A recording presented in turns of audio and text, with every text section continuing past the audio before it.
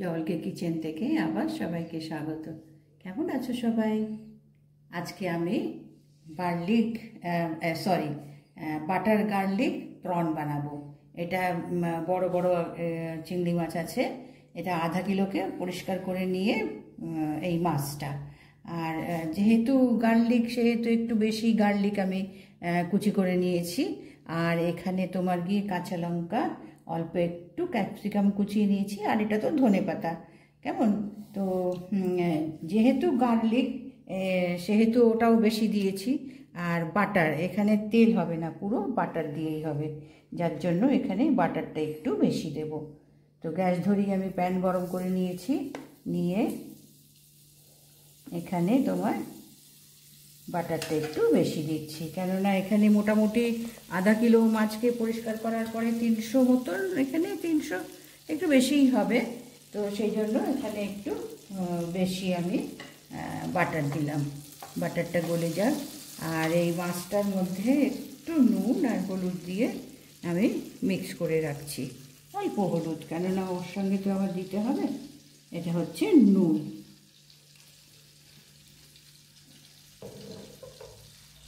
আর এটা হলুদ।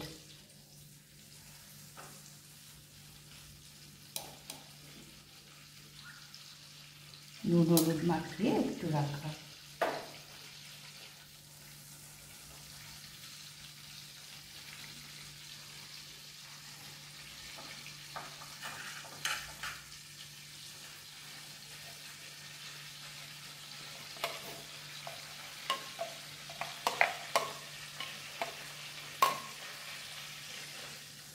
বাটারটা গলে দিলে বেশি যেন পুড়ে না যায়। এবার এখানে আমি রসুনটা দিয়ে দিচ্ছি। যেহেতু গার্লিক প্রন, সেহেতু গার্লিক একটু বেশি দিতে হবে।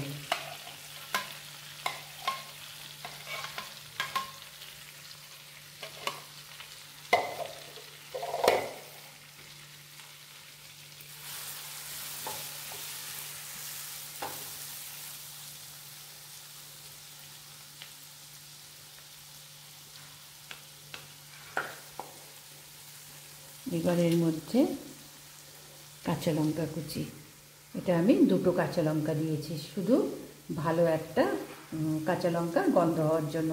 এই লঙ্কাগুলো খুব একটা ঝাল নয়।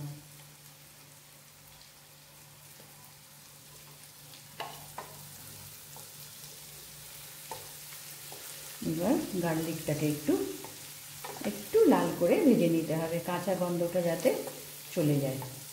আর এটা সিম করে করতে হবে, যেহেতু বাটার তো বেশি মানে মিডিয়াম বা হাই তো নয়, মিডিয়াম করে দিলেও এই বাটারটা পুড়ে যেতে থাকবে, যার জন্য এটাকে রসুনটা ভাজা পর্যন্ত সিমে করেই ভেজে নিতে হবে।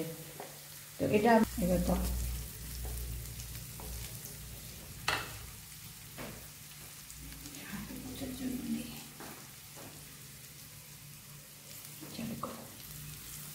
চলো, এটা গন্ধ বেরোচ্ছে।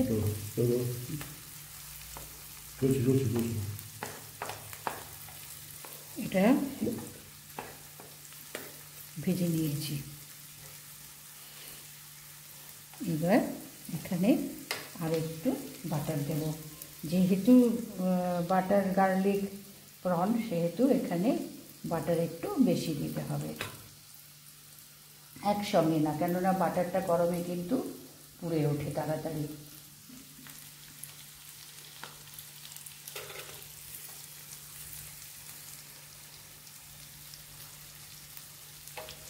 এবার এর মধ্যে প্রনগুলো দেব, বাটারটা গলে যাক।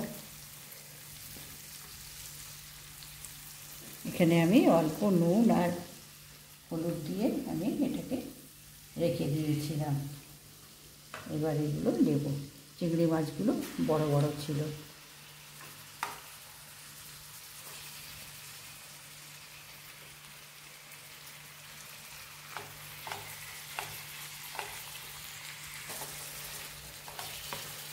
এবার চিংড়ি মাছ থেকে একটু জল ছেড়ে দিয়েছে।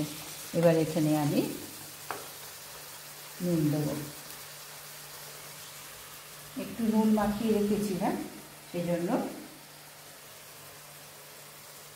বেশি না হয়ে যায়। এবার লঙ্কা গুঁড়ো, এটা নর্মাল যেটা আমরা ব্যবহার করি সেই লঙ্কা গুঁড়ো। এবার একটু হলুদ গুঁড়ো সামান্য, কেননা তখন আমি হলুদ দিয়ে মেখে রেখেছিলাম। আর গোলমরিচ গুঁড়ো।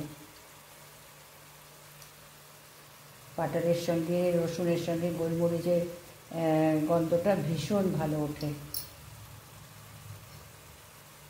এবার ফ্লেমটাকে বাড়িয়ে দেবো। এবার বাড়িয়ে দিলে অসুবিধা নেই, কারণ এবার চিংড়ি মাছের যে জল বেরিয়েছে সেই জলে চিংড়ি মাছটাকে সেদ্ধ করে নিতে হবে। এটা তো তোমার গিয়ে মানে এই বাটারেই তোমার ভাজা ভাজা হবে। এবার এটাকে বাড়িয়ে দেবো। এবার একটু ধনেপাতা দেবো।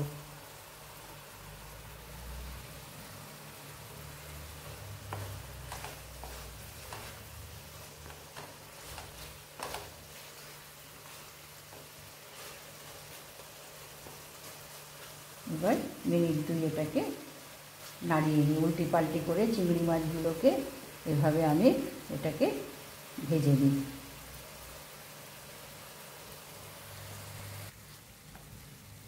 এবার চিংড়িগুলো সব ভালোভাবে সেদ্ধ হয়ে গেছে। লাস্ট আর একটু ধনেপাতা দিয়ে দেবো।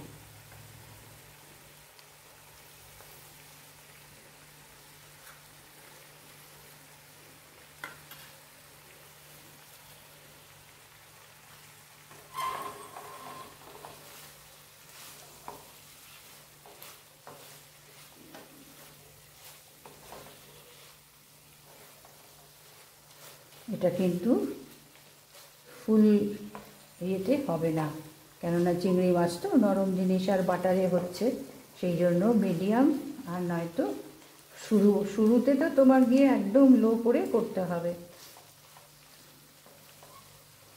তো দেখো ঝটপট হয়ে যায়।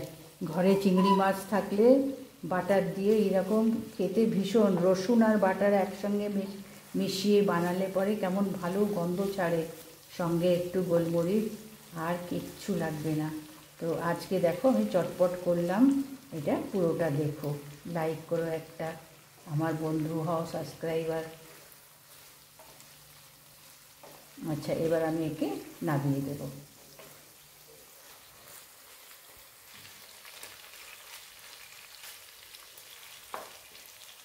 এবার গ্যাস অফ করে দিলাম।